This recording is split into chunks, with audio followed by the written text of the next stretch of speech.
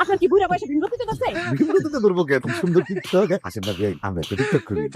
বুড়া কয় কি? হ্যাঁ? এই, আপনার কি লাজ লজ্জা সব শেষ নাকি? লজ্জা শরমের কি আছে এখানে? হ্যাঁ? আমার কাছে সুন্দর একটা গান আছে, এই যে এটা বাজে একটা টিকটক বানাই। আমার তো কোনো জুটি নাই, আপনি আমার জুটি হয়ে আছেন। গানটা বাজে, হ্যাঁ? এই আমি কার জন্য পথ চেয়ে রব, আমার কি দায় পড়ে, আমি কার জন্য চেরা পড়েছি, আমি কার জন্য।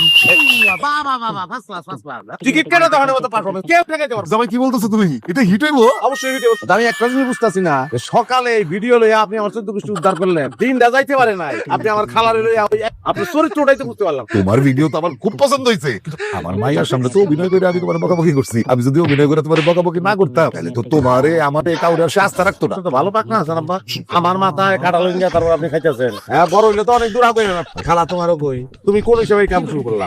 আমি আবার কি করলাম? উনি তো আমার জোর করে নাচতে করলো। জোর করে নাচতে কইছে, তুমি নাচা শুরু করছো না?